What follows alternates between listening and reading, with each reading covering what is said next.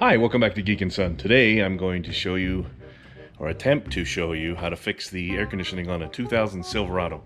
This is my old truck that I've had for like 20 years, pretty close. And air conditioning is just blowing hot, so I got some stuff to put in it, which I'll show you, and we'll follow the directions and we'll see if it works. If not, there goes 60 bucks down the toilet. Stay tuned, it might be interesting. Alright, first we need to locate the low pressure switch, low pressure, whatever it's called, right here. Yeah. See? Okay. Now I'll start the truck up and turn the air on.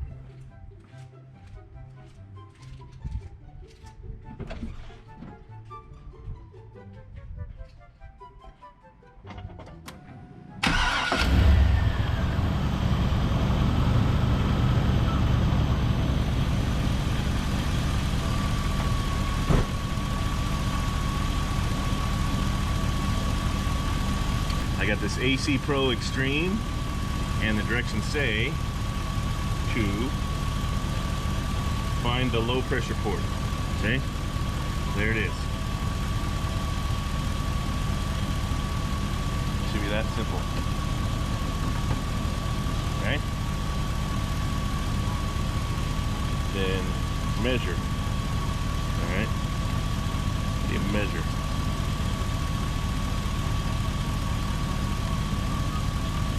So it says pressure is low.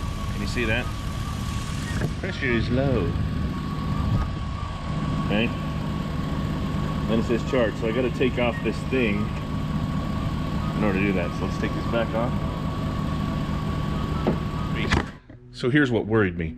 It wanted me to remove this spacer, but it was under here and under this gauge thing. So it was under this gauge thing. I didn't know if it was all going to leak out. I didn't think it would. I think they would wait to pierce the can until I put it back in. So hopefully that's the case. So let's see. I'm going to attach it to the low pressure port again.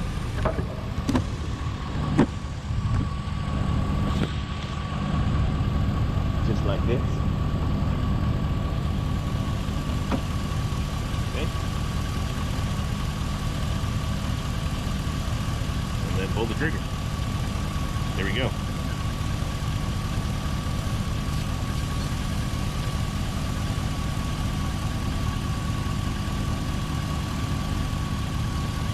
So it says it needs to go up to 50.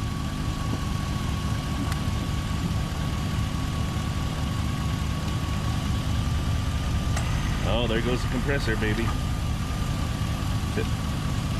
52. Uh-oh. It went too high. I'll take her off.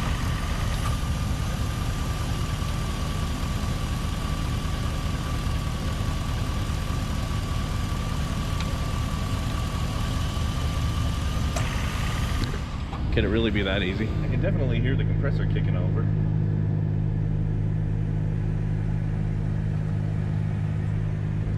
It doesn't feel cold, does it?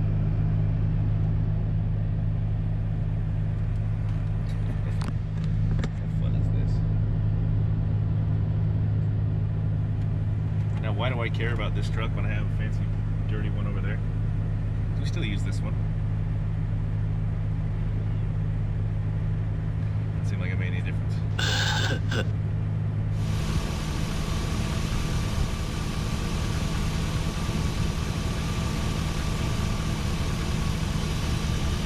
It did nothing. Still worth the gamble though. So that is what you call a fail. Was it worth the 60 bucks? Yeah. I know it sucks, but still worth it.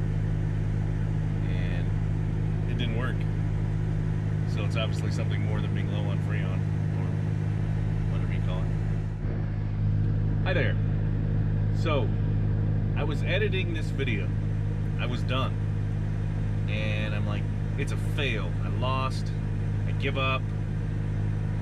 But what I didn't realize, so I went back on and researched it some more, and you need to be loading this Freon, this here AC Pro what I bought at the old AutoZone store. And on this gauge, you need to read this gauge when the compressor is going.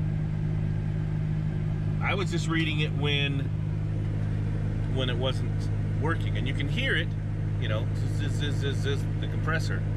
And it's 100 degrees outside, and I'm in this old truck, and it's just fine.